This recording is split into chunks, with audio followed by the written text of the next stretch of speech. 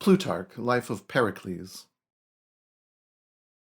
On seeing certain wealthy foreigners in Rome carrying puppies and young monkeys about in their bosoms and fondling them, Caesar asked, we are told, if the women in their country did not bear children, thus in right princely fashion rebuking those who squander on animals that proneness to love and loving affection which is ours by nature, and which is due only to our fellow men. Since, then, our souls are by nature possessed of great fondness for learning and fondness for seeing, it is surely reasonable to chide those who abuse this fondness on objects all unworthy either of their eyes or ears, to the neglect of those which are good and serviceable.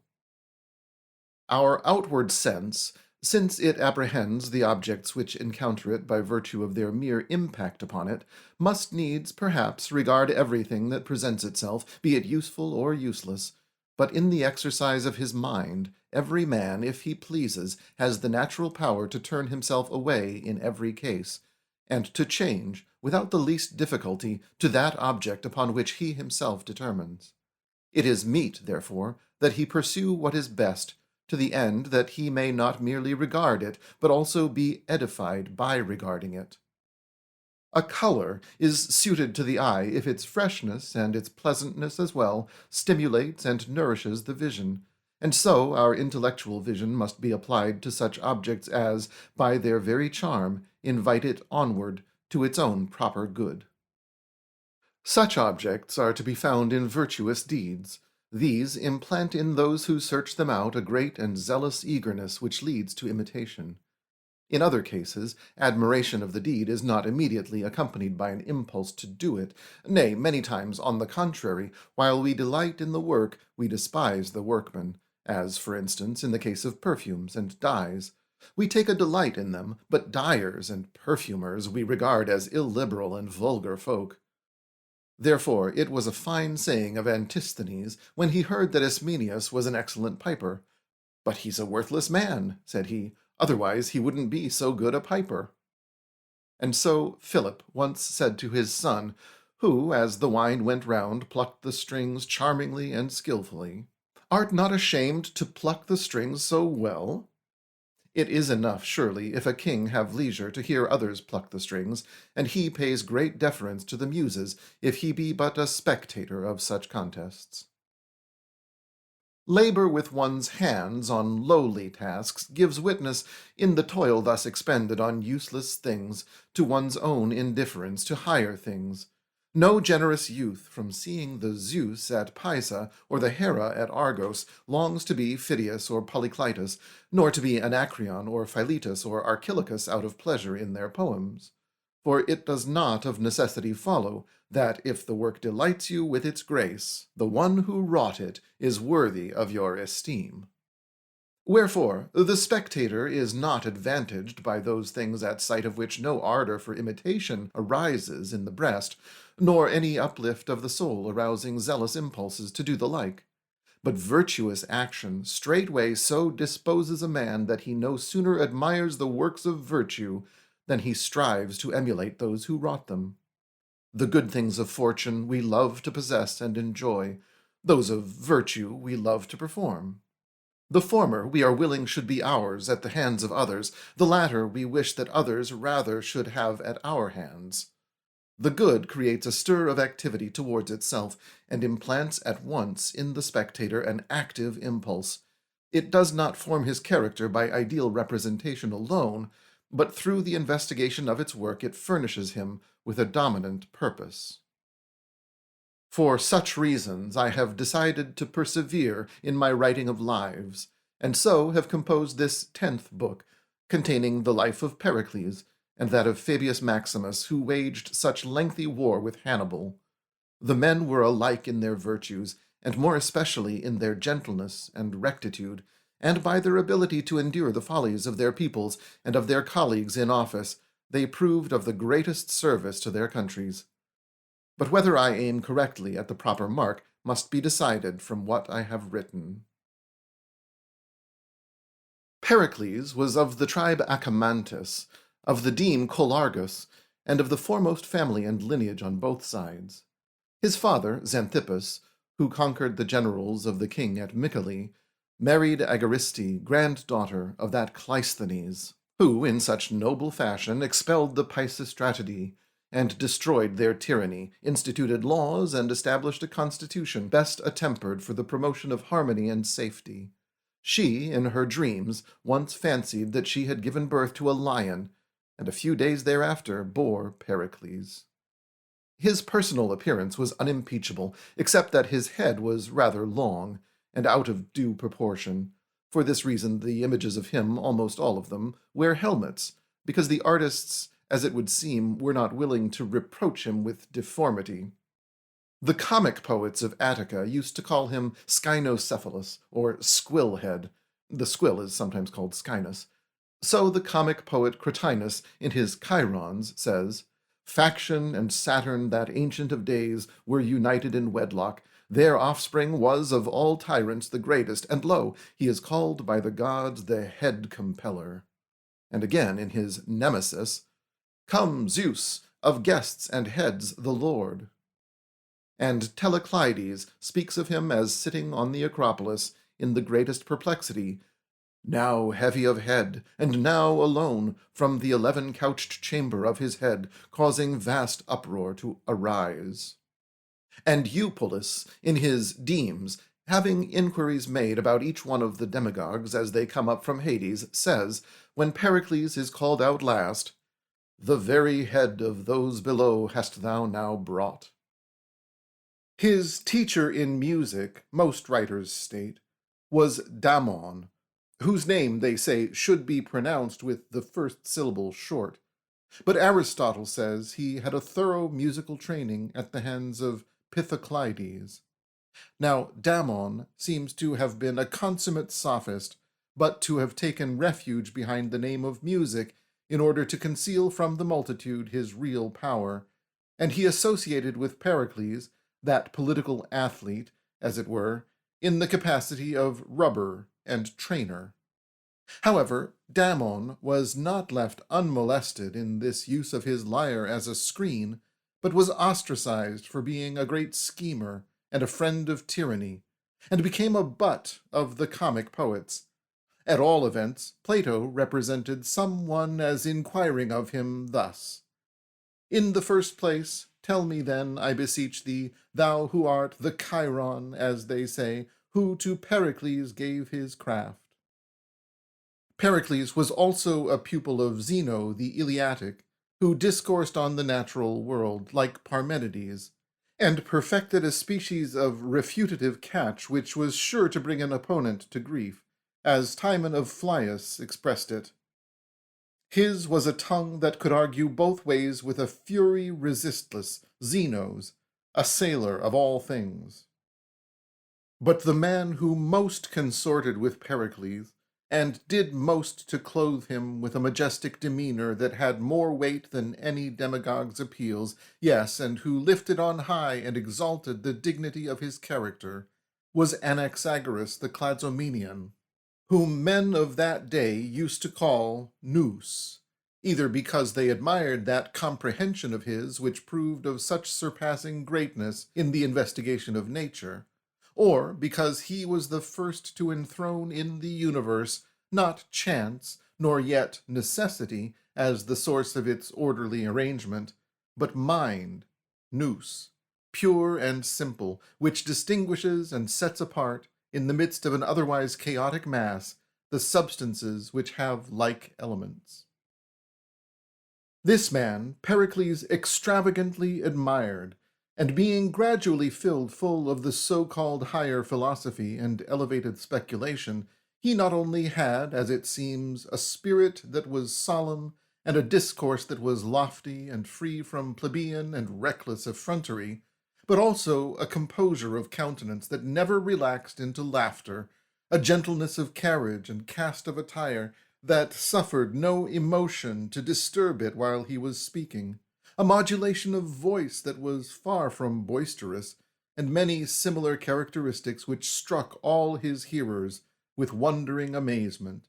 It is, at any rate, a fact that once on a time, when he had been abused and insulted all day long by a certain lewd fellow of the baser sort, He endured it all quietly, though it was in the marketplace, where he had urgent business to transact, and towards evening went away homewards, unruffled, the fellow following along and heaping all manner of contumely upon him. When he was about to go indoors, it being now dark, he ordered a servant to take a torch and escort the fellow in safety back to his own home. The poet Ion, however, says that Pericles had a presumptuous and somewhat arrogant manner of address, and that into his haughtiness there entered a good deal of disdain and contempt for others. He praises, on the other hand, the tact, complacence, and elegant address which Cimon showed in his social intercourse. But we must ignore Ion with his demand that virtue, like a dramatic tetralogy, have some sort of a farcical appendage. Zeno, when men called the austerity of Pericles a mere thirst for reputation and swollen conceit, urged them to have some such thirst for reputation themselves, with the idea that the very assumption of nobility might in time produce all unconsciously something like an eager and habitual practice of it. These were not the only advantages Pericles had of his association with Anaxagoras. It appears that he was also lifted by him above superstition, that feeling which is produced by amazement at what happens in regions above us. It affects those who are ignorant of the causes of such things, and are crazed about divine intervention, and confounded through their inexperience in this domain, whereas the doctrines of natural philosophy remove such ignorance and inexperience, and substitute for timorous and inflamed superstition that unshaken reverence which is attended by a good hope. A story is told that once on a time the head of a one-horned ram was brought to Pericles from his country place, and that Lampon the seer, when he saw how the horn grew strong and solid from the middle of the forehead, declared that whereas there were two powerful parties in the city, that of Thucydides and that of Pericles, the mastery would finally devolve upon one man, the man to whom this sign had been given. Anaxagoras, however, had the skull cut in two, and showed that the brain had not filled out its position, but had drawn together to a point like an egg, at that particular spot in the entire cavity where the root of the horn began. At that time, the story says, it was Anaxagoras who won the plaudits of the bystanders, but a little while after it was Lampon, for Thucydides was overthrown, and Pericles was entrusted with the entire control of all the interests of the people. Now, there was nothing, in my opinion, to prevent both of them, the naturalist and the seer, from being in the right of the matter. The one correctly divined the cause, the other the object or purpose. It was the proper province of the one to observe why anything happens, and how it comes to be what it is; of the other to declare for what purpose anything happens, and what it means. And those who declare that the discovery of the cause in any phenomenon does away with the meaning, do not perceive that they are doing away not only with divine portents, but also with artificial tokens, such as the ringing of gongs, the language of fire signals, and the shadows of the pointers on sundials. Each of these has been made, through some causal adaptation, to have some meaning. However, perhaps this is matter for a different treatise. As a young man, Pericles was exceedingly reluctant to face the people, since it was thought that in feature he was like the tyrant Pisistratus. And when men well on in years remarked also that his voice was sweet, and his tongue glib and speedy in discourse, they were struck with amazement at the resemblance. Besides, since he was rich, of brilliant lineage, and had friends of the greatest influence, he feared that he might be ostracized, and so at first had naught to do with politics, but devoted himself rather to a military career, where he was brave and enterprising. However, when Aristides was dead, and Themistocles in banishment, and Cimon was kept by his campaigns for the most part abroad, Then, at last, Pericles decided to devote himself to the people, espousing the cause of the poor and the many instead of the few and the rich, contrary to his own nature, which was anything but popular. But he feared, as it would seem, to encounter a suspicion of aiming at tyranny, and when he saw that Cimon was very aristocratic in his sympathies, and was held in extraordinary affection by the party of the good and true, he began to court the favor of the multitude, thereby securing safety for himself and power to wield against his rival. Straightway, too, he made a different ordering in his way of life. On one street only in the city was he to be seen walking, the one which took him to the marketplace and the council chamber. Invitations to dinner and all such friendly and familiar intercourse he declined, so that during the long period that elapsed while he was at the head of the state, there was not a single friend to whose house he went to dine, except that when his kinsman Euryptolemus gave a wedding feast, he attended until the libations were made, and then straightway rose up and departed. Conviviality is prone to break down and overpower the haughtiest reserve, and in familiar intercourse the dignity which is assumed for appearance's sake is very hard to maintain. Whereas, in the case of true and genuine virtue, fairest appears what most appears, and nothing in the conduct of good men is so admirable in the eyes of strangers as their daily walk and conversation is in the eyes of those who share it. And so it was that Pericles, seeking to avoid the satiety which springs from continual intercourse, made his approaches to the people by intervals, as it were, not speaking on every occasion, nor addressing the people on every occasion, but offering himself, like the Salaminian trireme, as Critolaus says, for great emergencies. The rest of his policy he carried out by commissioning his friends and other public speakers. One of these, as they say, was Ephialtes, who broke down the power of the Council of the Areopagus, and so poured out for the citizens, to use the words of Plato, too much undiluted freedom, by which the people was rendered unruly, just like a horse, and, as the comic poets say, no longer had the patience to obey the rein, but nabbed Euboea and trampled on the islands. Moreover, by way of providing himself with a style of discourse which was adapted, like a musical instrument, to his mode of life, and the grandeur of his sentiments, he often made an auxiliary string of Anaxagoras, subtly mingling, as it were, with his rhetoric, the dye of natural science. It was from natural science, as the divine Plato says, that he acquired his loftiness of thought and perfectness of execution, in addition to his natural gifts. And by applying what he learned to the art of speaking, he far excelled all other speakers. It was thus, they say, that he got his surname, though some suppose it was from the structures with which he adorned the city, and others from his ability as a statesman and a general, that he was called Olympian. It is not at all unlikely that his reputation was the result of the blending in him of many high qualities. But the comic poets of that day, who let fly both in earnest and in jest many shafts of speech against him, made it plain that he got this surname chiefly because of his diction. They spoke of him as thundering and lightning when he harangued his audience, and as wielding a dread thunderbolt in his tongue. There is on record also a certain saying of Thucydides, the son of Milesius, touching the clever persuasiveness of Pericles, a saying uttered in jest. Thucydides belonged to the party of the good and true, and was for a very long time a political antagonist of Pericles.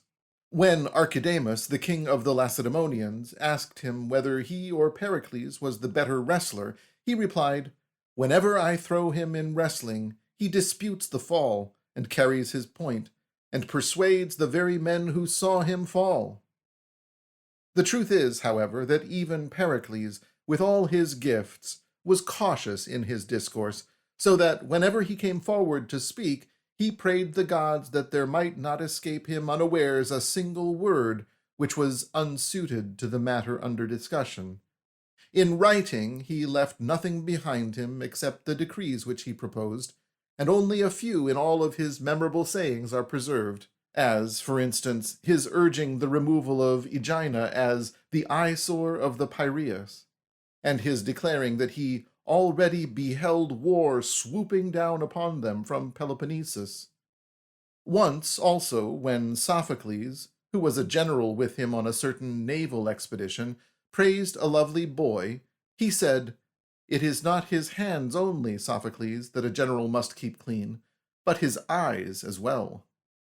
Again, Stacymbratus says that in his funeral oration over those who had fallen in the Samian War, he declared that they had become immortal, like the gods. The gods themselves, he said, we cannot see, but from the honors which they receive and the blessings which they bestow, we conclude that they are immortal.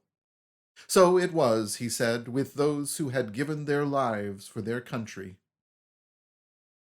Thucydides describes the administration of Pericles as rather aristocratic, in name a democracy, but in fact a government by the greatest citizen. But many others say that the people was first led on by him into allotments of public lands, festival grants, and distributions of fees for public services, thereby falling into bad habits and becoming luxurious and wanton under the influence of his public measures, instead of frugal and self-sufficing. Let us therefore examine in detail the reason for this change in him. In the beginning, as has been said, pitted as he was against the reputation of Cimon, he tried to ingratiate himself with the people. And since he was the inferior in wealth and property, by means of which Cimon would win over the poor, furnishing a dinner every day to any Athenian who wanted it, bestowing raiment on the elderly men, and removing the fences from his estates that whosoever wished might pluck the fruit, Pericles, outdone in popular arts of this sort, had recourse to the distribution of the people's own wealth. This was on the advice of Daimonides of the deme Oa, as Aristotle has stated. And soon, what with festival grants and jurors' wages and other fees and largesses, he bribed the multitude by the wholesale, and used them in opposition to the council of the Areopagus. Of this body he himself was not a member, since the lot had not made him either first archon, or archon thesmothete, or king archon, or archon polemarch. These offices were in ancient times filled by lot, and through them those who properly acquitted themselves were promoted into the Areopagus. For this reason, all the more did Pericles, strong in the affections of the people, lead a successful party against the council of the Areopagus. Not only was the council robbed of most of its jurisdiction by Ephialtes, but Cimon also, on the charge of being a lover of Sparta and a hater of the people, was ostracized, a man who yielded to none in wealth and lineage, who had won most glorious victories over the barbarians, and had filled the city full of money and spoils, as is written in his life. Such was the power of Pericles among the people. Now, ostracism involved legally a period of 10 years' banishment. But in the meanwhile, the Lacedaemonians invaded the district of Tanagra with a great army, and the Athenians straightway sallied out against them.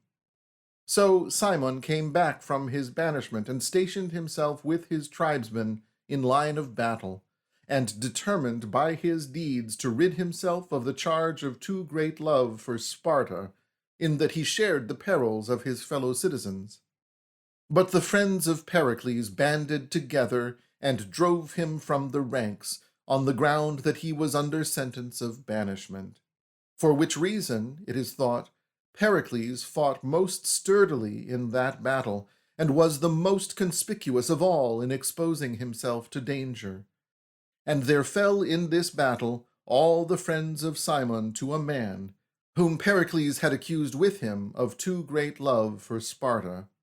Wherefore, sore repentance fell upon the Athenians, and a longing desire for Cimon, defeated as they were on the confines of Attica, and expecting as they did a grievous war with the coming of spring. So then Pericles, perceiving this, hesitated not to gratify the desires of the multitude, but wrote with his own hand the decree which recalled the man. Whereupon Cimon came back from banishment, and made peace between the cities. For the Lacedaemonians were as kindly disposed towards him as they were full of hatred towards Pericles and the other popular leaders. Some, however, say that the decree for the restoration of Cimon was not drafted by Pericles until a secret compact had been made between them,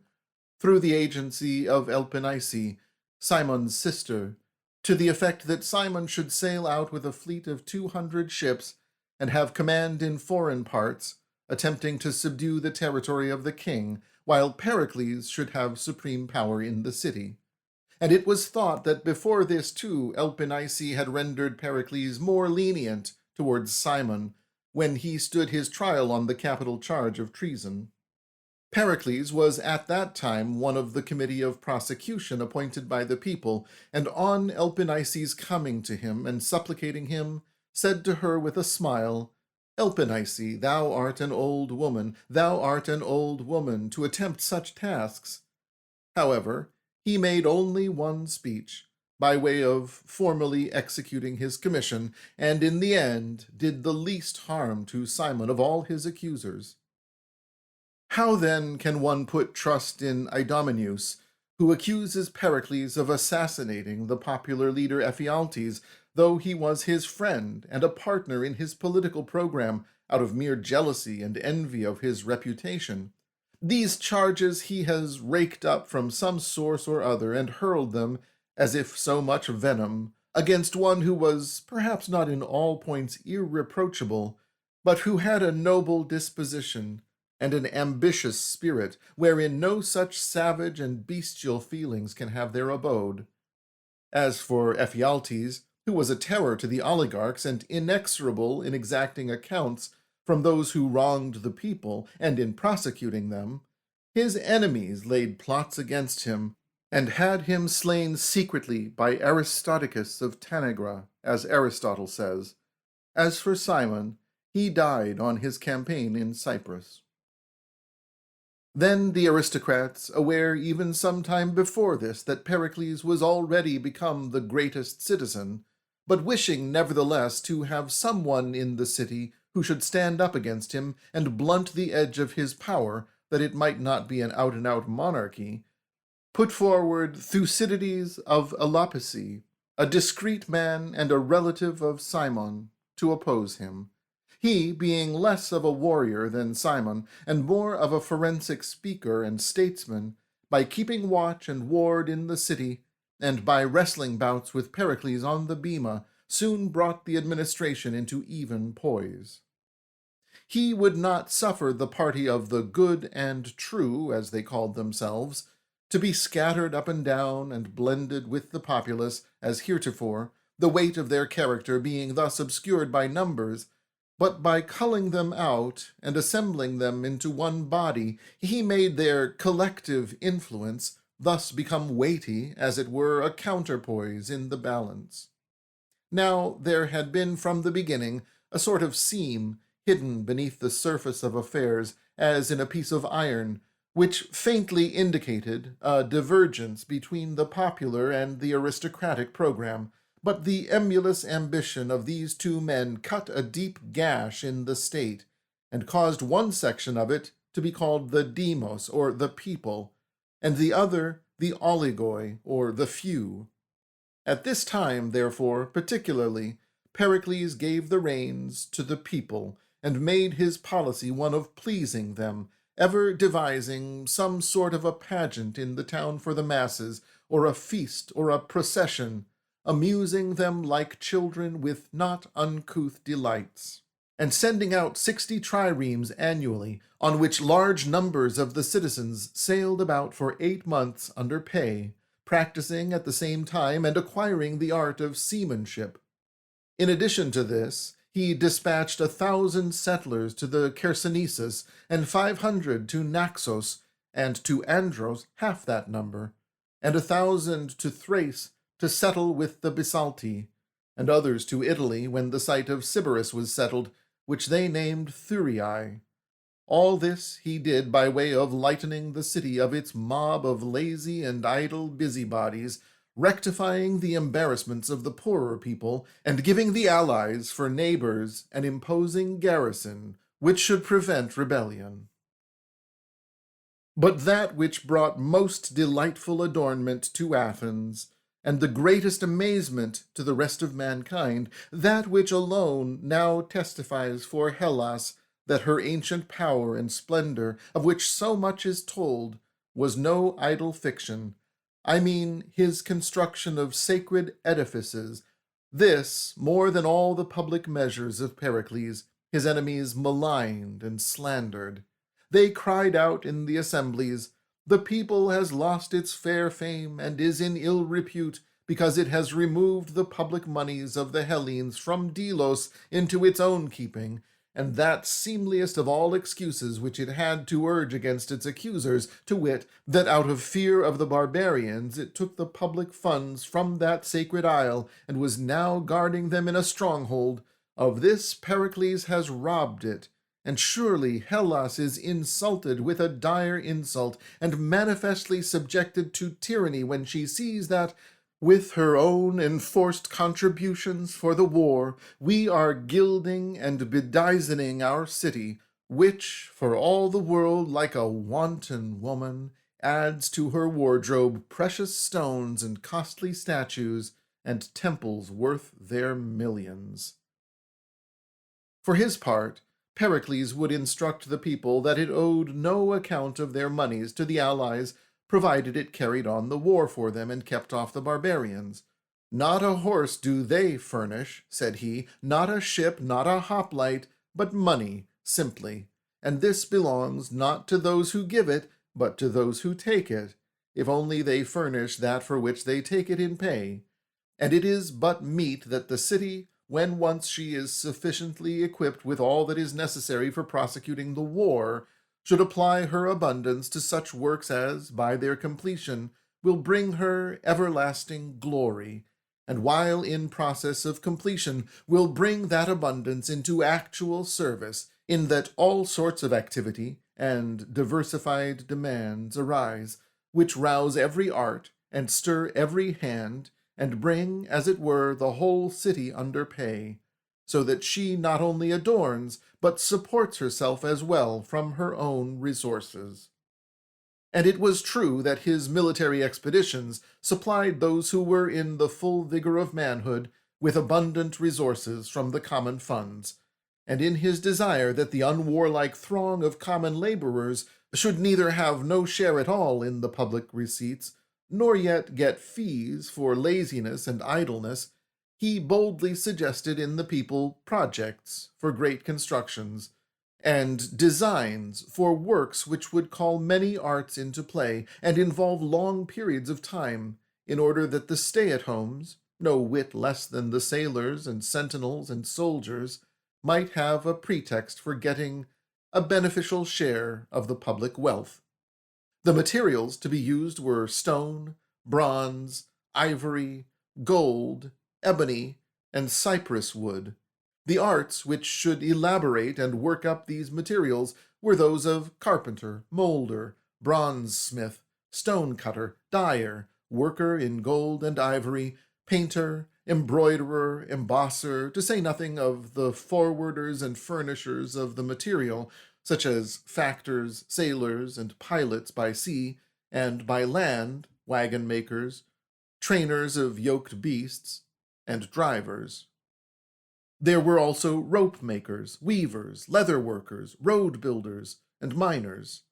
And since each particular art, like a general with the army under his separate command, kept its own throng of unskilled and untrained laborers in compact array, to be as instrument unto player, and as body unto soul in subordinate service, it came to pass that for every age almost, and every capacity, the city's great abundance was distributed and scattered abroad by such demands. So then the works arose, no less towering in their grandeur than inimitable in the grace of their outlines, since the workmen eagerly strove to surpass themselves in the beauty of their handicraft. And yet the most wonderful thing about them was the speed with which they rose. Each one of them, men thought, would require many successive generations to complete it, but all of them were fully completed in the heyday of a single administration. And yet they say that once on a time when Agatharchus the painter was boasting loudly of the speed and ease with which he made his figures, Zeuxis heard him and said, "Mine take and last a long time." And it is true that deftness and speed in working do not impart to the work an abiding weight of influence, nor an exactness of beauty, whereas the time which is put out to loan in laboriously creating pays a large and generous interest in the preservation of the creation.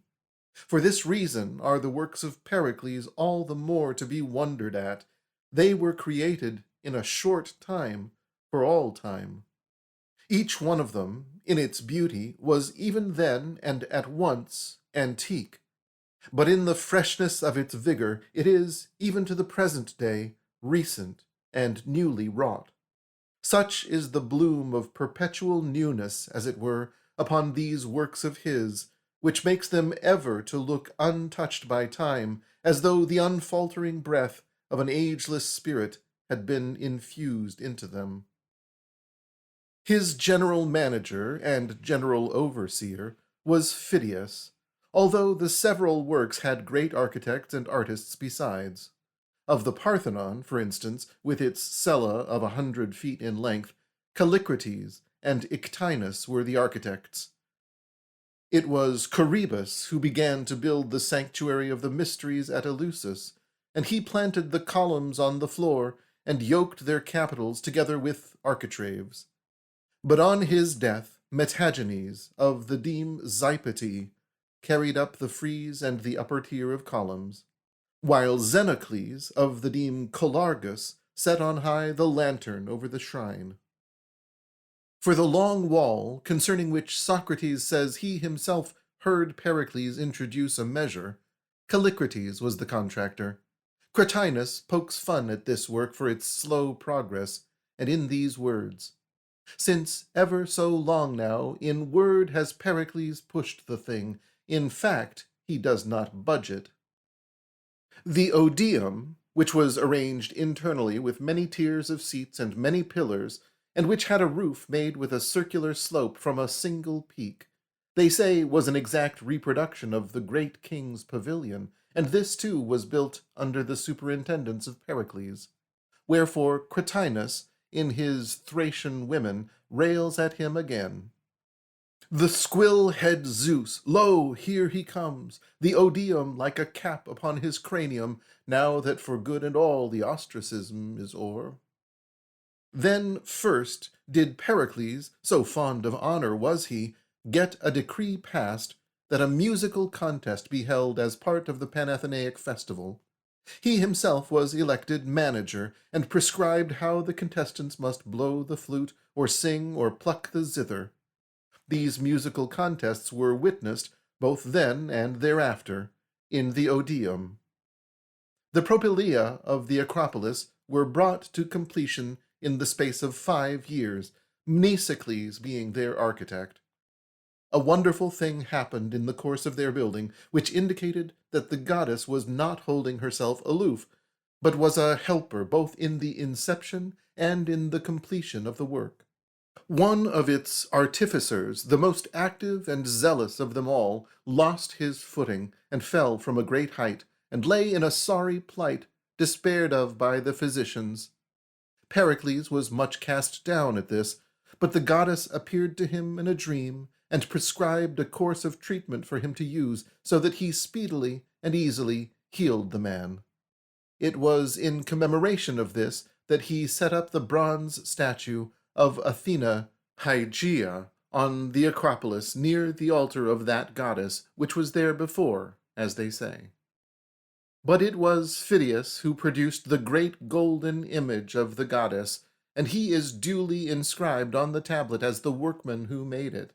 Everything, almost, was under his charge, and all the artists and artisans, as I have said, were under his superintendence, owing to his friendship with Pericles. This brought envy upon the one, and contumely on the other, to the effect that Pheidias made assignations for Pericles with free-born women who would come ostensibly to see the works of art.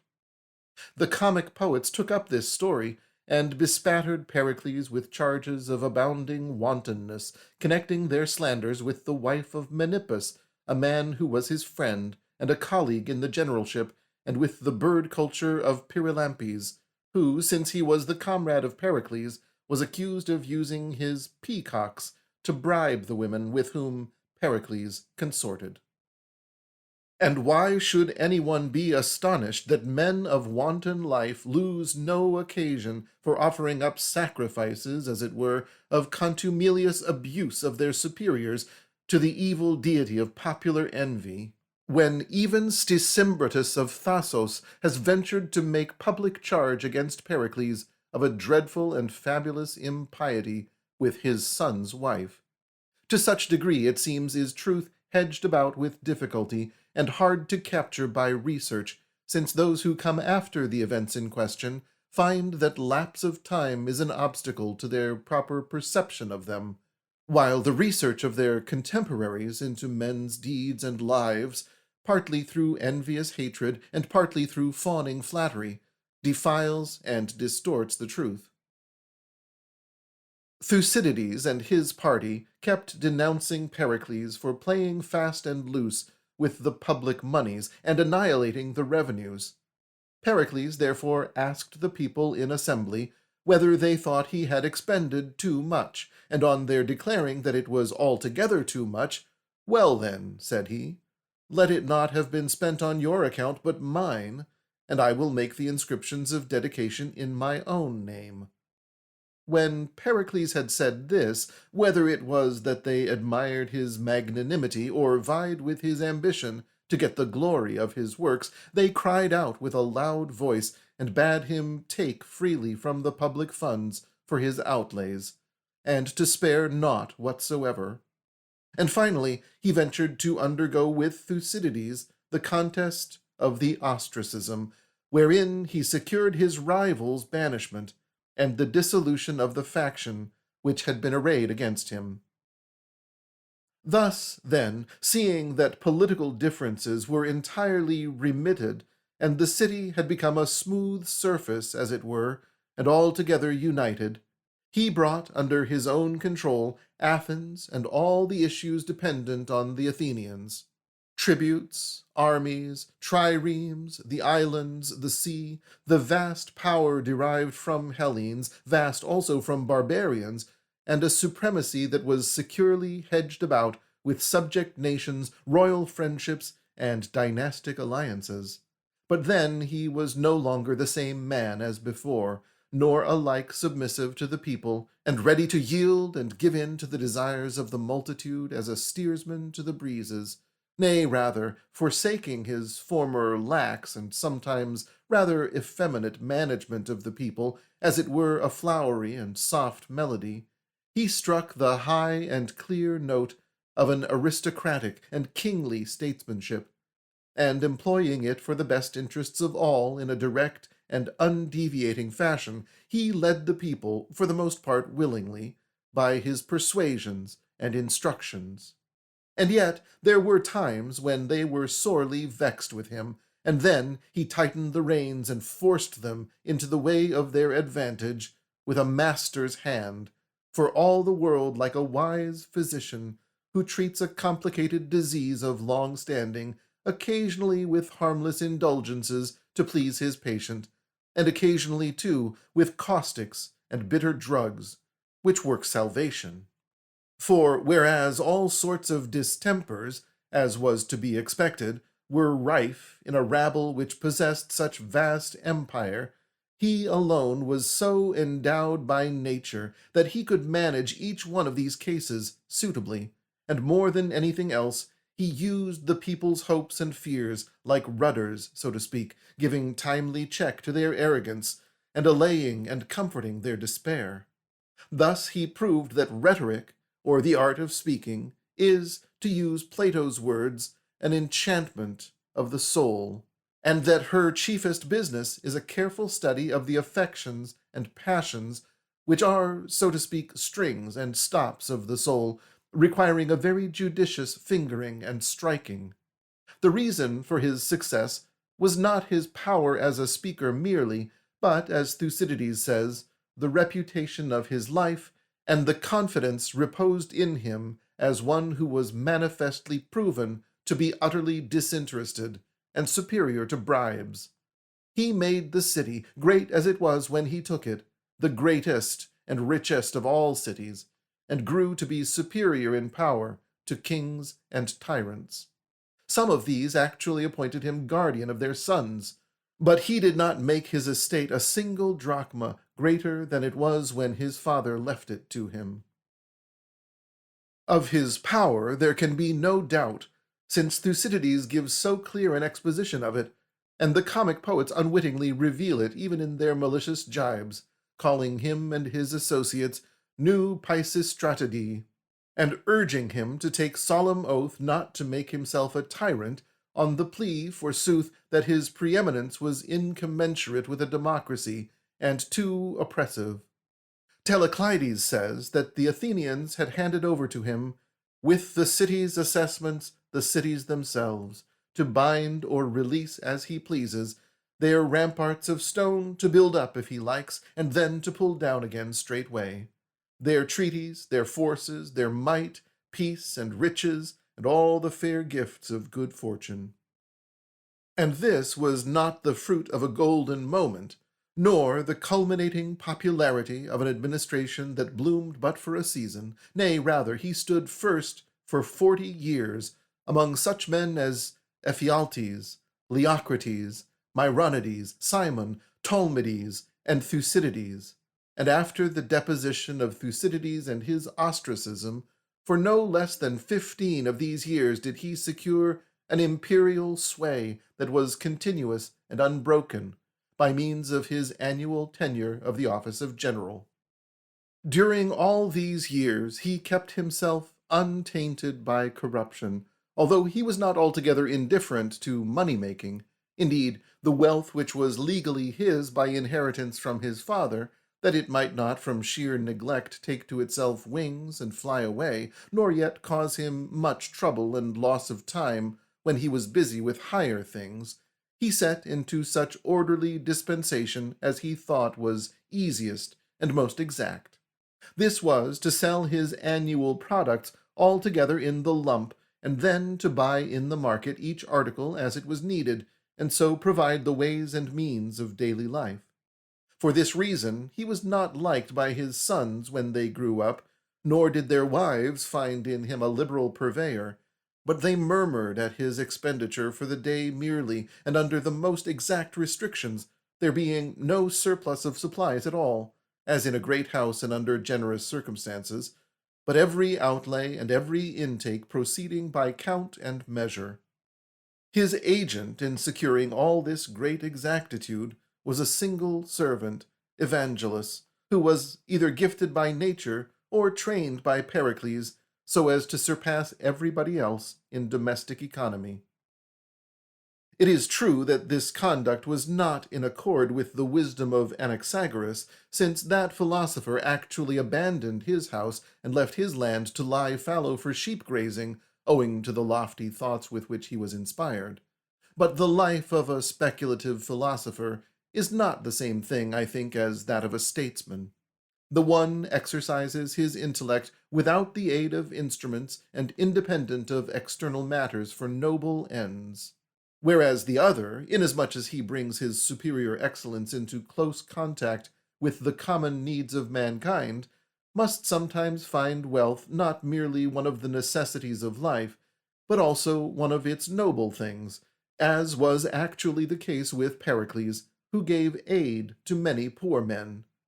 And besides, they say that Anaxagoras himself, at a time when Pericles was absorbed in business, lay on his couch all neglected, in his old age starving himself to death, his head already muffled for departure, and that when the matter came to the ears of Pericles, he was struck with dismay, and ran at once to the poor man, and besought him most fervently to live, bewailing not so much that great teacher's lot as his own, were he now to be bereft of such a counselor in the conduct of the state.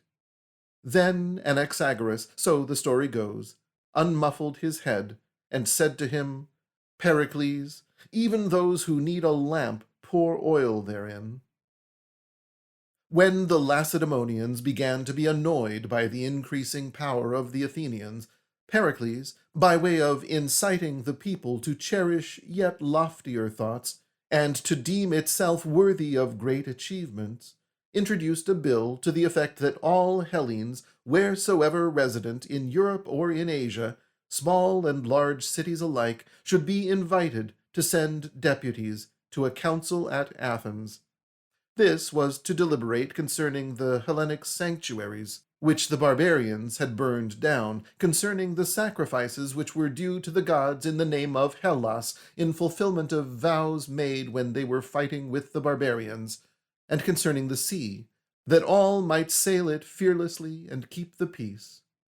To extend this invitation, 20 men of such as were above 50 years of age were sent out, 5 of whom invited the Ionians and Dorians in Asia and on the islands between Lesbos and Rhodes. 5 visited the regions on the Hellespont and in Thrace as far as Byzantium. 5 others were sent into Boeotia and Phocis and Peloponnesus,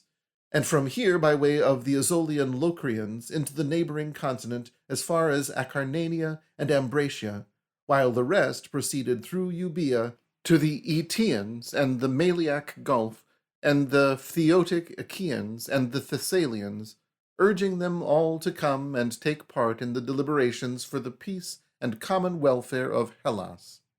But nothing was accomplished, nor did the cities come together by deputy, owing to the opposition of the Lacedaemonians, as it is said, since the effort met with its first check in Peloponnesus. I have cited this incident, however, to show forth the man's disposition and the greatness of his thoughts. In his capacity as general, he was famous above all things for his saving caution. He neither undertook of his own accord a battle involving much uncertainty and peril, nor did he envy and imitate those who took great risks, enjoyed brilliant good fortune, and so were admired as great generals. And he was forever saying to his fellow citizens that, so far as lay in his power, they would remain alive forever and be immortals.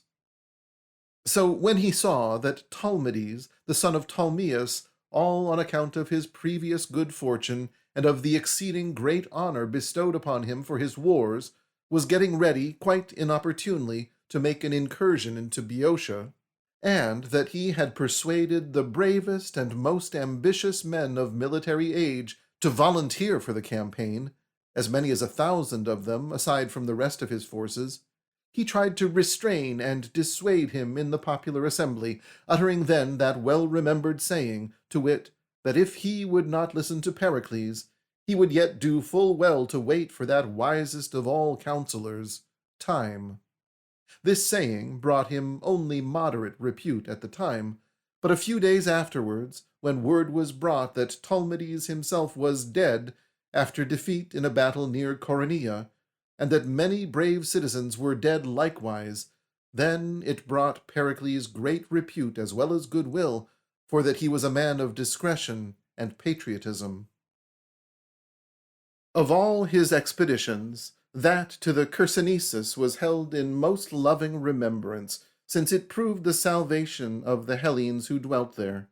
Not only did he bring thither 1,000 Athenian colonists, and stock the cities anew with vigorous manhood, but he also belted the neck of the isthmus with defensive bulwarks from sea to sea, and so intercepted the incursions of the Thracians who swarmed about the Chersonesus, and shut out the perpetual and grievous war in which the country was all the time involved, in close touch as it was with neighboring communities of barbarians, and full to overflowing of robber bands whose haunts were on or within its borders. But he was admired and celebrated even amongst foreigners for his circumnavigation of the Peloponnesus, when he put to sea from Pegae in the Megarid with 100 triremes.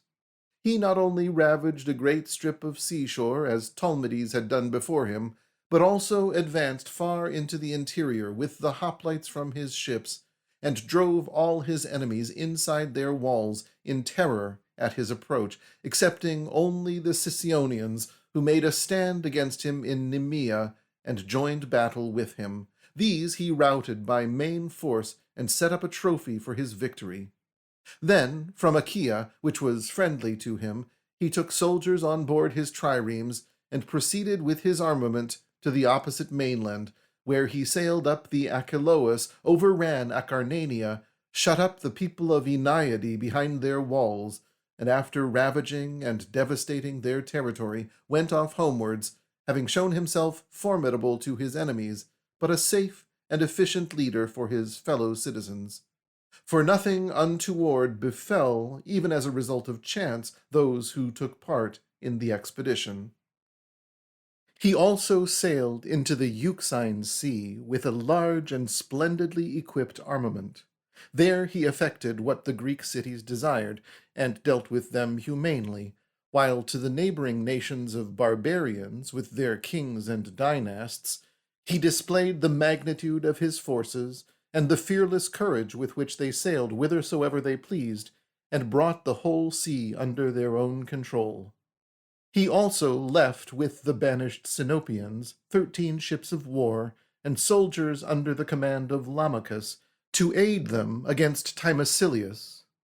When the tyrant and his adherents had been driven from the city, Pericles got a bill passed, providing that 600 volunteers of the Athenians should sail to Sinope and settle down there with the Sinopians, dividing up amongst themselves the houses and lands which the tyrant and his followers had formerly occupied.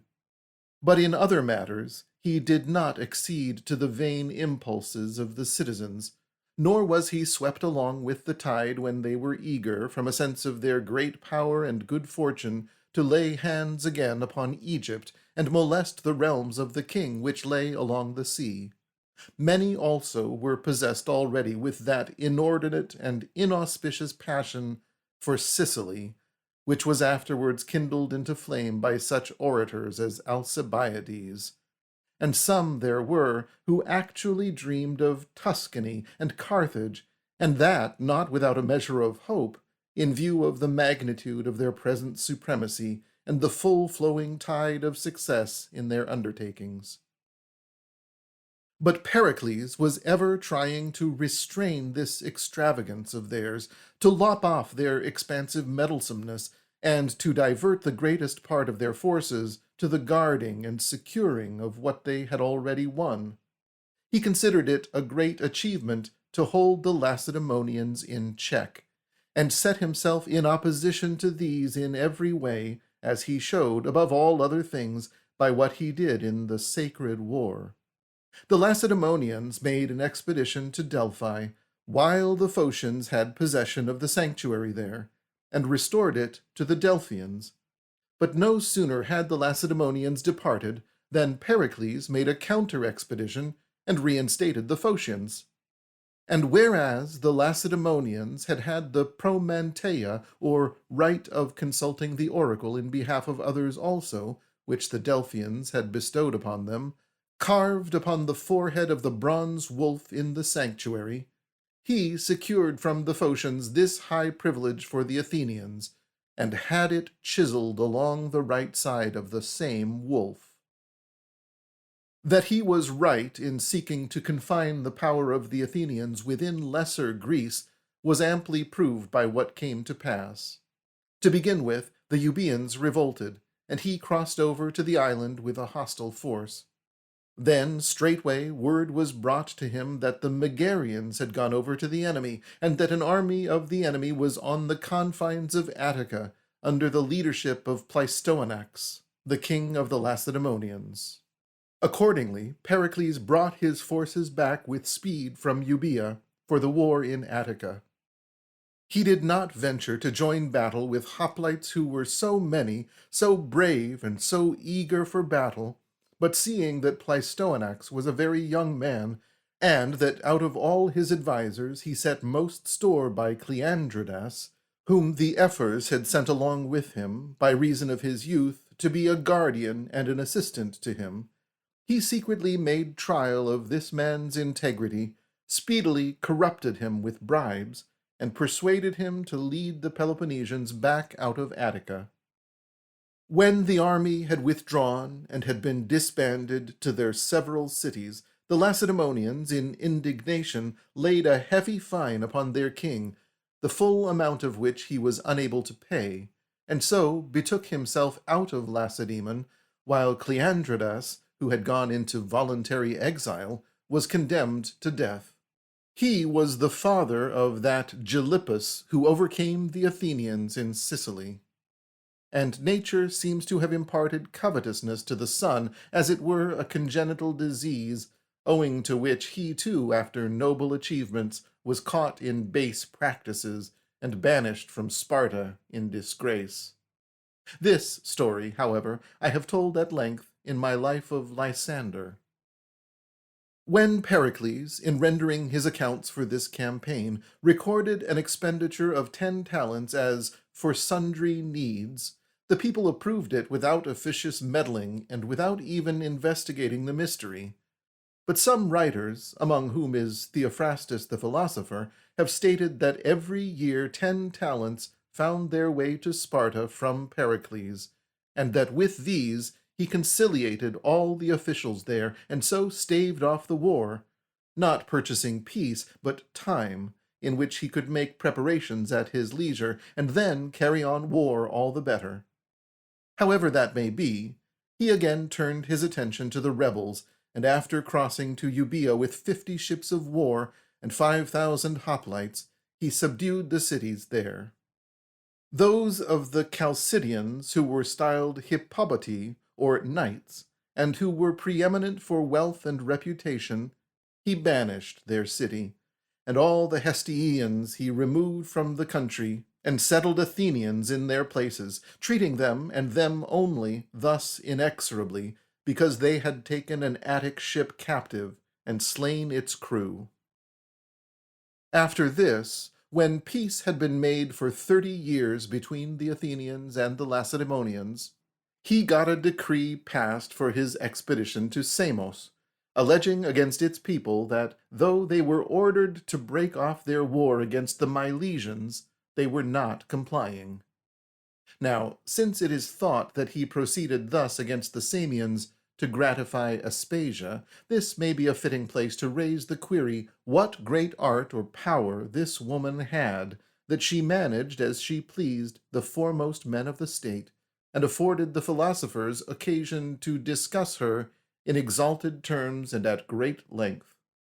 That she was a Milesian by birth, daughter of one Axiochus, is generally agreed, and they say that it was in emulation of Thargelia, an Ionian woman of ancient times, that she made her onslaughts upon the most influential men. This Thargelia came to be a great beauty, and was endowed with grace of manners as well as clever wits, inasmuch as she lived on terms of intimacy with numberless Greeks, and attached all her consorts to the king of Persia. She stealthily sowed the seeds of Persian sympathy in the cities of Greece by means of these lovers of hers, who were men of the greatest power and influence. And so Aspasia, as some say, was held in high favor by Pericles because of her rare political wisdom. Socrates sometimes came to see her with his disciples, and his intimate friends brought their wives to her to hear her discourse, although she presided over a business that was anything but honest or even reputable, since she kept a house of young courtesans. And Aeschines says that Lysicles the sheep-dealer, a man of low birth and nature, came to be the first man at Athens by living with Aspasia after the death of Pericles. And in the Menexenus of Plato, even though the first part of it be written in a sportive vein, There is, at any rate, thus much of fact, that the woman had the reputation of associating with many Athenians as a teacher of rhetoric. However, the affection which Pericles had for Aspasia seems to have been rather of an amatory sort. For his own wife was near of kin to him, and had been wedded first to Hipponicus, to whom she bore Callias, surnamed the Rich. She bore also, as the wife of Pericles, Xanthippus and Paralus. Afterwards, since their married life was not agreeable, he legally bestowed her upon another man, with her own consent, and himself took Aspasia, and loved her exceedingly. Twice a day, as they say, on going out and on coming in from the marketplace, he would salute her with a loving kiss. But in the comedies she is styled now the new Omphale, now Deianeira, and now Hera. Cratinus flatly called her a prostitute in these lines: "As his Hera, Aspasia was born, the child of unnatural lust, a prostitute past shaming." And it appears also that he begat from her that bastard son, about whom Eupolis, in his Demes, represented him as inquiring with these words, "And my bastard, doth he live?" To which Myronides replies, "Yea, and long had been a man, had he not feared the mischief of his harlot birth." So renowned and celebrated did Aspasia become, they say, that even Cyrus, the one who went to war with the great king for the sovereignty of the Persians, gave the name of Aspasia to that one of his concubines whom he loved best, who before was called Milto. She was a Phocian by birth, daughter of one Hermotimus, and after Cyrus had fallen in battle, was carried captive to the king, and acquired the greatest influence with him. These things coming to my recollection as I write, it were perhaps unnatural to reject and pass them by. But to return to the war against the Samians, they accuse Pericles of getting the decree for this passed at the request of Aspasia, and in the special behalf of the Milesians. For the two cities were waging their war for the possession of Priene, and the Samians were getting the better of it, and when the Athenians ordered them to stop the contest and submit the case to arbitration at Athens, they would not obey. So Pericles set sail and broke up the oligarchical government which Samos had, and then took 50 of the foremost men of the state, with as many of their children as hostages, and sent them off to Lemnos.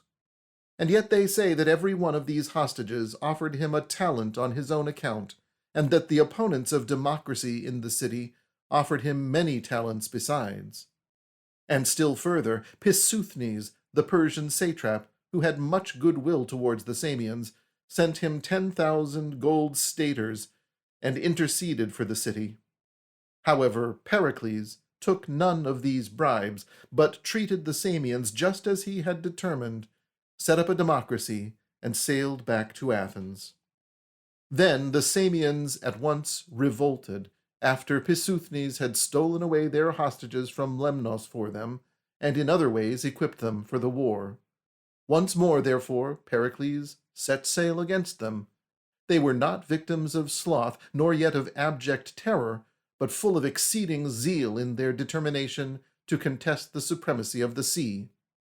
In a fierce sea fight which came off near an island called Tragia, Pericles won a brilliant victory, with 44 ships outfighting 70, 20 of which were infantry transports. Close on the heels of his victorious pursuit came his seizure of the harbor, and then he laid formal siege to the Samians, who, somehow or other, still had the daring to sally forth and fight with him before their walls.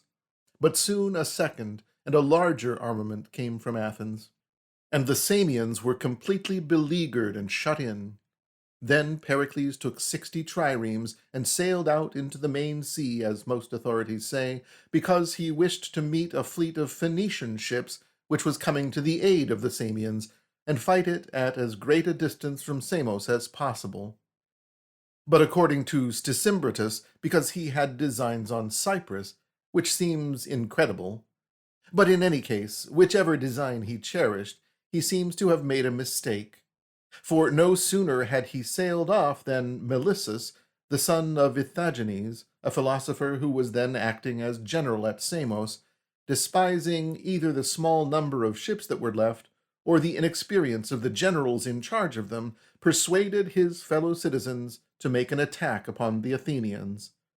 In the battle that ensued, the Samians were victorious, taking many of their enemy captive and destroying many of their ships, so that they commanded the sea and laid in large store of such necessaries for the war as they did not have before. And Aristotle says that Pericles was himself also defeated by Melissus in the sea fight which preceded this.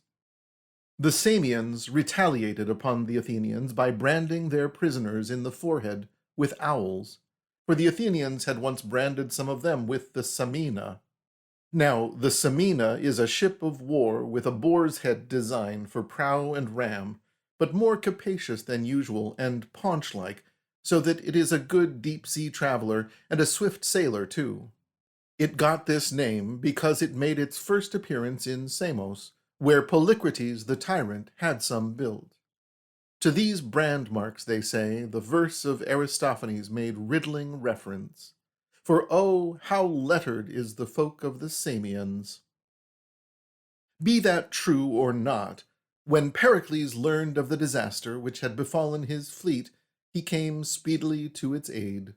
And though Melissus arrayed his forces against him, he conquered and routed the enemy, and at once walled their city in, preferring to get the upper hand and capture it at the price of money and time, rather than of the wounds and deadly perils of his fellow citizens. And since it was a hard task for him to restrain the Athenians in their impatience of delay and eagerness to fight, he separated his whole force into 8 divisions, had them draw lots, and allowed the division which got the white bean to feast and take their ease, while the others did the fighting. And this is the reason, as they say, why those who have had a gay and festive time call it a white day, from the white bean. Ephorus says that Pericles actually employed siege engines in his admiration of their novelty, and that Artemon the engineer was with him there, who, since he was lame, and so had to be brought on a stretcher to the works which demanded his instant attention, was dubbed Peripheretus. Heraclides Ponticus, however, refutes this story out of the poems of Anacreon, in which Artemon Peripheretus is mentioned many generations before the Samian War and its events. And he says that Artemon was very luxurious in his life, as well as weak and panic-stricken in the presence of his fears, and therefore for the most part sat still at home, while 2 servants held a bronze shield over his head to keep anything from falling down upon it. Whenever he was forced to go abroad, he had himself carried in a little hammock which was borne along just above the surface of the ground. On this account he was called Peripheretus. After 8 months, the Samians surrendered, and Pericles tore down their walls, took away their ships of war, and laid a heavy fine upon them, part of which they paid at once, and part they agreed to pay at a fixed time, giving hostages therefor. To these details, Duris the Samian adds stuff for tragedy, accusing the Athenians and Pericles of great brutality, which is recorded neither by Thucydides nor Ephorus, nor Aristotle. But he appears not to speak the truth when he says, forsooth, that Pericles had the Samian trierarchs and marines brought into the marketplace of Miletus and crucified there, and that then, when they had already suffered grievously for 10 days, he gave orders to break their heads in with clubs and make an end of them, and then cast their bodies forth without burial rites. At all events, since it is not the wont of Duris, even in cases where he has no private and personal interest, to hold his narrative down to the fundamental truth, it is all the more likely that here, in this instance, he has given a dreadful portrayal of the calamities of his country, that he might calumniate the Athenians. When Pericles, after his subjection of Samos, had returned to Athens, He gave honorable burial to those who had fallen in the war, and for the oration which he made, according to the custom, over their tombs, he won the greatest admiration. But as he came down from the bema, while the rest of the women clasped his head and fastened wreaths and fillets on his head, as though he were some victorious athlete, Elpinice drew near and said, "This is admirable in thee, Pericles, and deserving of wreaths, in that thou hast lost us many brave citizens, not in a war with Phoenicians or Medes, like my brother Cimon, but in the subversion of an allied and kindred city." On Elpinice's saying this, Pericles, with a quiet smile, it is said, quoted to her the verse of Archilochus, "Thou hadst not else, in spite of years, perfumed thyself." Ion says that he had the most astonishingly great thoughts of himself for having subjected the Samians, whereas Agamemnon was all of 10 years in taking a barbarian city. He had in 9 months' time reduced the foremost and most powerful people of Ionia. And indeed his estimate of himself was not unjust. Nay, the war actually brought with it much uncertainty and great peril, if indeed, as Thucydides says, the city of Samos came within a very little of stripping from Athens her power on the sea. After this, when the billows of the Peloponnesian War were already rising and swelling, he persuaded the people to send aid and succor to the Corcyraeans in their war with the Corinthians, and so to attach to themselves an island with a vigorous naval power, at a time when the Peloponnesians were as good as actually at war with them. But when the people had voted to send the aid and succor, he dispatched Lacedaemonius, the son of Cimon, with only 10 ships, as it were in mockery of him. Now there was much goodwill and friendship on the part of the house of Cimon towards the Lacedaemonians, in order, therefore, that in case no great or conspicuous achievement should be performed under the generalship of Lacedaemonius, he might so be all the more calumniated for his laconism or sympathy with Sparta. Pericles gave him only a few ships, and sent him forth against his will. And in general he was prone to thwart and check the sons of Cimon, on the plea that not even in their names were they genuinely native, but rather aliens and strangers, since one of them bore the name of Lacedaemonius, another that of Thessalus, and a third that of Elias. And they were all held to be the sons of a woman of Arcadia. Accordingly, being harshly criticized because of these paltry 10 ships, on the ground that he had furnished scanty aid and succor to the needy friends of Athens, but a great pretext for war to her accusing enemies, he afterwards sent out other ships, and more of them, to Corcyra, the ones which got there after the battle. The Corinthians were incensed at this procedure, and denounced the Athenians at Sparta, and were joined by the Megarians, who brought their complaint that from every marketplace, and from all the harbors over which the Athenians had control, they were excluded and driven away, contrary to the common law and the formal oaths of the Greeks. The Aeginetans also, deeming themselves wronged and outraged, kept up a secret wailing in the ears of the Lacedaemonians, since they had not the courage to accuse the Athenians openly. At this juncture, Potidæa, too, a city that was subject to Athens, although a colony of Corinth, revolted, and the siege laid to her hastened on the war all the more. Notwithstanding all, since embassies were repeatedly sent to Athens, and since Archidamus, the king of the Lacedaemonians, tried to bring to a peaceful settlement most of the accusations of his allies, and to soften their anger, it does not seem probable that the war would have come upon the Athenians for any remaining reasons, if only they could have been persuaded to rescind their decree against the Megarians, and be reconciled with them. And therefore, since it was Pericles who was most of all opposed to this, and who incited the people to abide by their contention with the Megarians, He alone was held responsible for the war. They say that when an embassy had come from Lacedaemon to Athens to treat of these matters, and Pericles was shielding himself behind the plea that a certain law prevented his taking down the tablet on which the decree was inscribed, Polyalces, one of the ambassadors, cried, "Well then, don't take it down, but turn the tablet to the wall. Surely there's no law preventing that."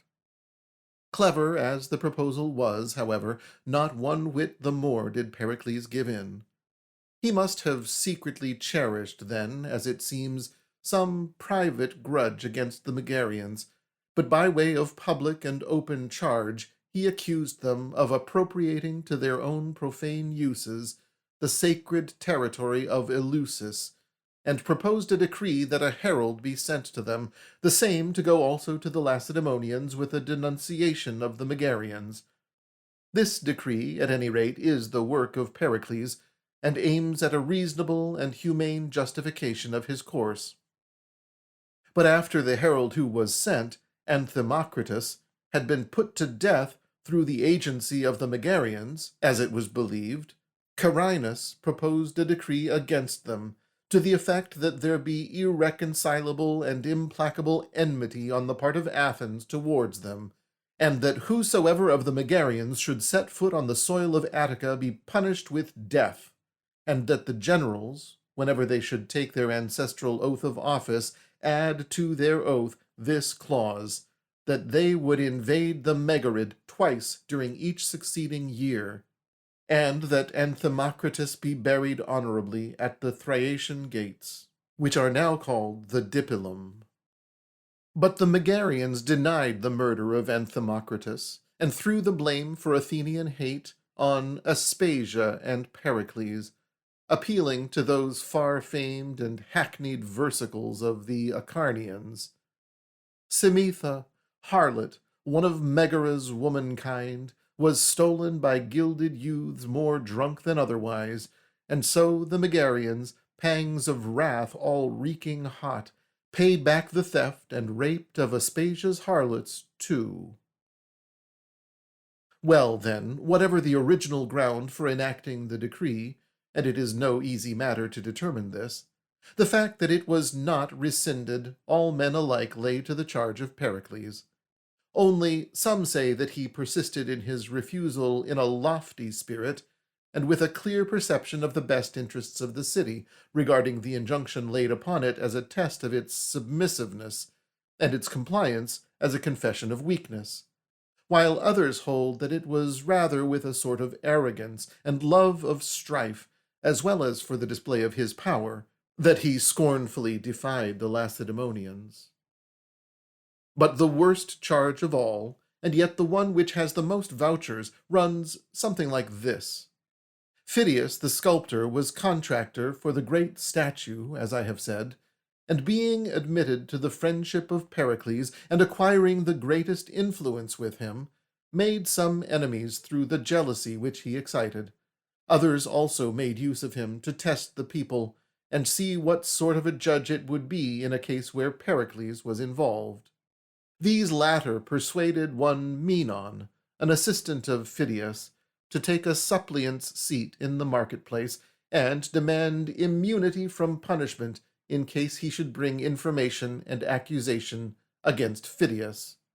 The people accepted the man's proposal, and formal prosecution of Pheidias was made in the assembly. Embezzlement, indeed, was not proven, for the gold of the statue, from the very start, had been so wrought upon and cast about it by Pheidias at the wise suggestion of Pericles, that it could all be taken off and weighed, and this is what Pericles actually ordered the accusers of Pheidias to do at this time.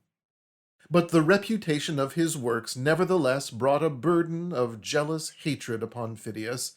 and especially the fact that when he wrought the battle of the Amazons on the shield of the goddess, he carved out a figure that suggested himself as a bald old man lifting on high a stone with both hands, and also inserted a very fine likeness of Pericles fighting with an Amazon. And the attitude of the hand, which holds out a spear in front of the face of Pericles, is cunningly contrived, as it were, with a desire to conceal the resemblance, which is, however, plain to be seen from either side. Pheidias, accordingly, was led away to prison, and died there of sickness. But some say of poison, which the enemies of Pericles provided, that they might bring calumny upon him. And to Menon, the informer, on motion of Glycon, the people gave immunity from taxation, and enjoined upon the generals to make provision for the man's safety. About this time also, Aspasia was put on trial for impiety, Hermippus the comic poet being her prosecutor, who alleged further against her that she received free-born women into a place of assignation for Pericles. And Diopythes brought in a bill providing for the public impeachment of such as did not believe in gods, or who taught doctrines regarding the heavens, directing suspicion against Pericles by means of Anaxagoras. The people accepted with delight these slanders, and so, while they were in this mood, a bill was passed, on motion of Dracontides, that Pericles should deposit his accounts of public moneys with the prytanes, and that the jurors should decide upon his case with ballots which had lain upon the altar of the goddess on the Acropolis. But Hagnon amended this clause of the bill with the motion that the case be tried before 1,500 jurors in the ordinary way, whether one wanted to call it a prosecution for embezzlement and bribery or malversation. Well, then, Aspasia he begged off by shedding copious tears at the trial, as Aeschines says, and by entreating the jurors. And he feared for Anaxagoras so much that he sent him away from the city. And since, in the case of Pheidias, he had come into collision with the people, he feared a jury in his own case, and so kindled into flame the threatening and smouldering war, hoping thereby to dissipate the charges made against him and allay the people's jealousy, inasmuch as when great undertakings were on foot and great perils threatened, the city entrusted herself to him, and to him alone, by reason of his worth and power. Such, then, are the reasons which are alleged for his not suffering the people to yield to the Lacedaemonians, but the truth about it is not clear. The Lacedaemonians, perceiving that if he were deposed they would find the Athenians more pliant in their hands, ordered them to drive out the Cylonian pollution, in which the family of Pericles on his mother's side was involved, as Thucydides states. But the attempt brought a result the opposite of what its makers designed, for in place of suspicion and slander, Pericles won even greater confidence and honor among the citizens than before, because they saw that their enemies hated and feared him above all other men. Therefore also, before Archidamus invaded Attica with the Peloponnesians, Pericles made public proclamation to the Athenians that in case Archidamus, while ravaging everything else, should spare his estates, either out of regard for the friendly tie that existed between them, or with an eye to affording his enemies grounds for slander, he would make over to the city his lands, and the homesteads thereon. Accordingly, the Lacedaemonians and their allies invaded Attica with a great host under the leadership of Archidamus the king, and they advanced, ravaging the country as they went, as far as Acharni, where they encamped, supposing that the Athenians would not tolerate it, but would fight with them out of angry pride. Pericles, however, looked upon it as a terrible thing to join battle with 60,000 Peloponnesian and Boeotian hoplites, those who made the first invasion were as numerous as that, and stake the city itself upon the issue. So he tried to calm down those who were eager to fight, and who were in distress at what the enemy was doing, by saying that trees, though cut and lopped, grew quickly. But if men were destroyed, it was not easy to get them again. And he would not call the people together into an assembly, fearing that he would be constrained against his better judgment, but, like the helmsman of a ship, who, when a stormy wind swoops down upon it in the open sea, makes all fast, takes in sail, and exercises his skill, disregarding the tears and entreaties of the seasick and timorous passengers, so he shut the city up tight, put all parts of it under safe garrison, and exercised his own judgment, little heeding the brawlers and malcontents. And yet many of his friends beset him with entreaties, and many of his enemies with threats and denunciations, and choruses sang songs of scurrilous mockery, railing at his generalship for its cowardice and its abandonment of everything to the enemy.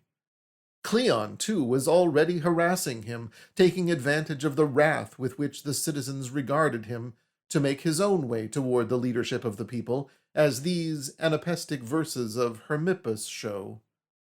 Thou king of the satyrs, why, pray, wilt thou not take the spear for thy weapon, and stop the dire talk with the which, until now, thou conductest the war, while the soul of Atelles is in thee? If the tiniest knife is but laid on the stone to give it an edge, thou gnashest thy teeth, as if bitten by fiery Cleon.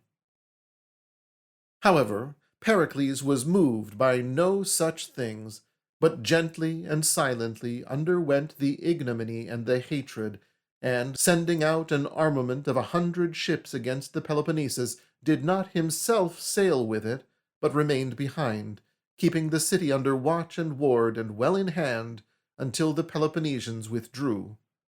Then, by way of soothing the multitude, who, in spite of their enemies' departure, were distressed over the war, he won their favor by distributions of moneys and proposed allotments of conquered lands. The Aeginetans, for instance, he drove out entirely and parceled out their island among the Athenians by lot.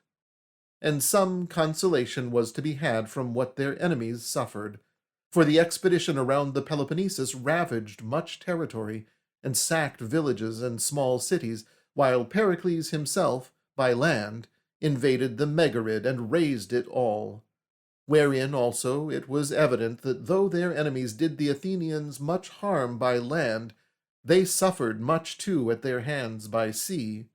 and therefore would not have protracted the war to such a length, but would have speedily given up, just as Pericles prophesied in the beginning, had not a terrible visitation from heaven thwarted human calculations. As it was, in the first place, a pestilential destruction fell upon them, and devoured clean the prime of their youth and power. It weakened them in body and in spirit, and made them altogether wild against Pericles, so that, for all the world as the mad will attack a physician or a father, so they, in the delirium of the plague, attempted to do him harm, persuaded thereto by his enemies. These urged that the plague was caused by the crowding of the rustic multitudes together into the city, where, in the summer season, many were huddled together in small dwellings and stifling barracks, and compelled to lead a stay-at-home and inactive life, instead of being in the pure and open air of heaven as they were wont. They said that Pericles was responsible for this, who, because of the war, had poured the rabble from the country into the walled city, and then gave that mass of men no employment whatever, but suffered them, thus penned up like cattle, to fill one another full of corruption, and provided them no change or respite. Desiring to heal these evils, and at the same time to inflict some annoyance upon the enemy, he manned 150 ships of war, and, after embarking many brave hoplites and horsemen, was on the point of putting out to sea, affording great hope to the citizens, and no less fear to the enemy in consequence of so great a force. But when the ships were already manned, and Pericles had gone aboard his own trireme, it chanced that the sun was eclipsed, and darkness came on, and all were thoroughly frightened, looking upon it as a great portent. Accordingly, seeing that his steersman was timorous and utterly perplexed, Pericles held up his cloak before the man's eyes, and thus covering them, asked him if he thought it anything dreadful, or portentous of anything dreadful. "No," said the steersman. How then, said Pericles, is yonder event different from this, except that it is something rather larger than my cloak, which has caused the obscurity? At any rate, this tale is told in the schools of philosophy. Well, then, on sailing forth, Pericles seems to have accomplished nothing worthy of his preparations, but after laying siege to sacred Epidaurus, which awakened a hope that it might be captured, he had no such good fortune because of the plague. Its fierce onset destroyed not only the Athenians themselves, but also those who, in any manner soever, had dealings with their forces. The Athenians being exasperated against him on this account, he tried to appease and encourage them. He did not, however, succeed in allaying their wrath, nor yet in changing their purposes, before they got their hostile ballots into their hands, became masters of his fate, stripped him of his command, and punished him with a fine. The amount of this was 15 talents, according to those who give the lowest, and 50, according to those who give the highest, figures. The public prosecutor mentioned in the records of the case was Cleon, as Idomeneus says, but according to Theophrastus it was Simmias, and Heraclides Ponticus mentions Lacratides. So much, then, for his public troubles. They were likely soon to cease, now that the multitude had stung him, as it were, and left their passion with their sting. But his domestic affairs were in a sorry plight, since he had lost not a few of his intimate friends during the pestilence, and had for some time been rent and torn by a family feud. The eldest of his legitimate sons, Xanthippus, who was naturally prodigal, and had married a young and extravagant wife, the daughter of Tysander, the son of Epiclus, was much displeased at his father's exactitude in making him but a meagre allowance, and that a little at a time. Accordingly, he sent to one of his father's friends and got money, pretending that Pericles bade him do it. When the friend afterwards demanded repayment of the loan, Pericles not only refused it, but brought suit against him to boot. So the young fellow, Xanthippus, incensed at this, fell to abusing his father, publishing abroad, to make men laugh, his conduct of affairs at home, and the discourses which he held with the sophists. For instance, a certain athlete had hit Epitimus the Pharsalian with a javelin, accidentally, and killed him. And Pericles, Xanthippus said, squandered an entire day discussing with Protagoras whether it was the javelin, or rather the one who hurled it, or the judges of the contests that, in the strictest sense, ought to be held responsible for the disaster.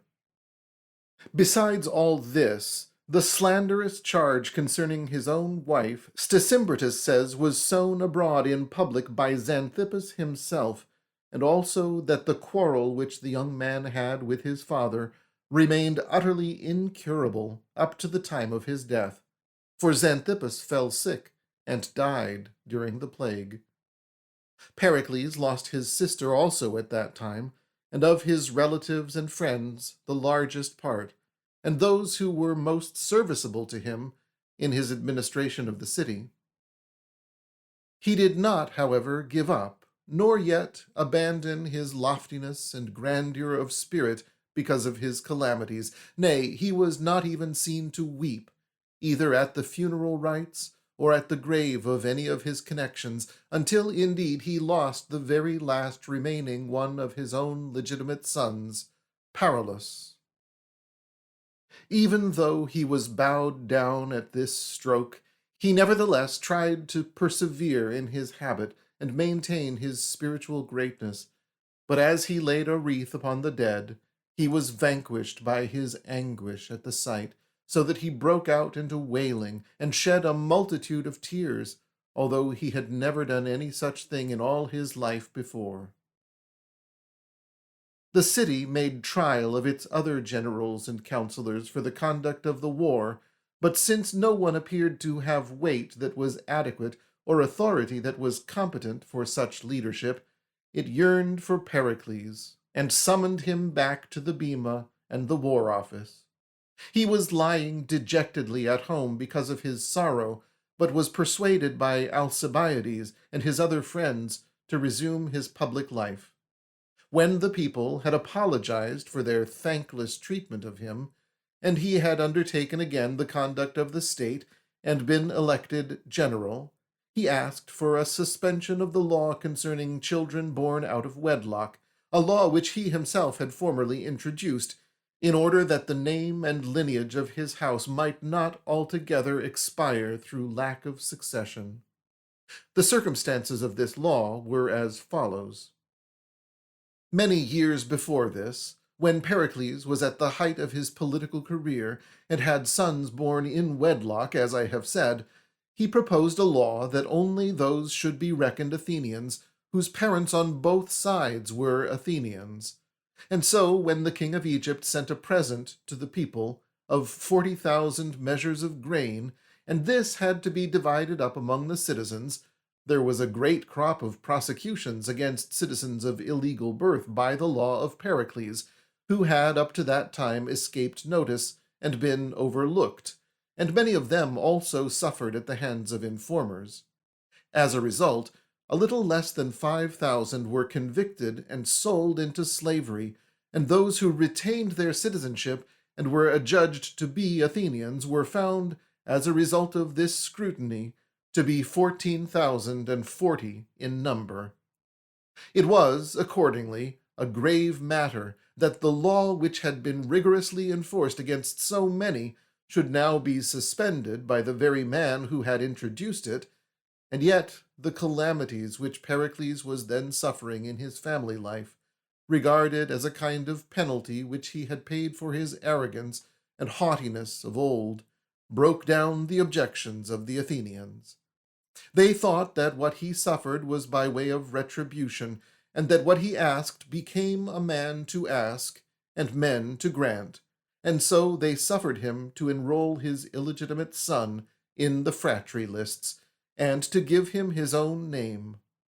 This was the son who afterwards conquered the Peloponnesians in a naval battle at the Arginusi Islands, and was put to death by the people along with his fellow generals. At this time, it would seem, the plague laid hold of Pericles, not with a violent attack as in the case of others, nor acute, but one which, with a kind of sluggish distemper that prolonged itself through varying changes, used up his body slowly and undermined the loftiness of his spirit. Certain it is that Theophrastus, in his Ethics, querying whether one's character follows the bent of one's fortunes and is forced by bodily sufferings to abandon its high excellence, records this fact, that Pericles, as he lay sick, showed one of his friends who was come to see him an amulet that the women had hung round his neck, as much as to say that he was very badly off to put up with such folly as that. Being now near his end, the best of the citizens and those of his friends who survived were sitting around him, holding discourse of his excellence and power, how great they had been, and estimating all his achievements and the number of his trophies. There were 9 of these which he had set up as the city's victorious general. This discourse they were holding with one another, supposing that he no longer understood them, but had lost consciousness. He had been attending to it all, however, and speaking out among them, said he was amazed at their praising and commemorating that in him which was due as much to fortune as to himself, and which had fallen to the lot of many generals besides, instead of mentioning his fairest and greatest title to their admiration. For, said he, no living Athenian ever put on mourning because of me. So then, the man is to be admired not only for his reasonableness and the gentleness which he maintained in the midst of many responsibilities and great enmities, but also for his loftiness of spirit, seeing that he regarded it as the noblest of all his titles to honor, that he had never gratified his envy or his passion in the exercise of his vast power, nor treated any one of his foes as a foe incurable. And it seems to me that his otherwise puerile and pompous surname is rendered unobjectionable and becoming by this one circumstance, that it was so gracious a nature and a life so pure and undefiled in the exercise of sovereign power, which were called Olympian, inasmuch as we do firmly hold that the divine rulers and kings of the universe are capable only of good and incapable of evil. In this we are not like the poets, who confuse us with their ignorant fancies, and are convicted of inconsistency by their own stories, since they declare that the place where they say the gods dwell is a secure abode and tranquil, without experience of winds and clouds, but gleaming through all the unbroken time with the soft radiance of purest light, implying that some such a manner of existence is most becoming to the blessed immortal, and yet they represent the gods themselves as full of malice and hatred and wrath and other passions which ill become even men of any sense. But this, perhaps, will be thought matter for discussion elsewhere. The progress of events wrought in the Athenians a swift appreciation of Pericles and a keen sense of his loss. For those who, while he lived, were oppressed by a sense of his power and felt that it kept them in obscurity, straightway on his removal made trial of other orators and popular leaders, only to be led to the confession that a character more moderate than his in its solemn dignity and more august in its gentleness had not been created. That objectionable power of his, which they had used to call monarchy and tyranny, seemed to them now to have been a saving bulwark of the constitution, so greatly was the state afflicted by the corruption and manifold baseness which he had kept weak and groveling, thereby covering it out of sight and preventing it from becoming incurably powerful.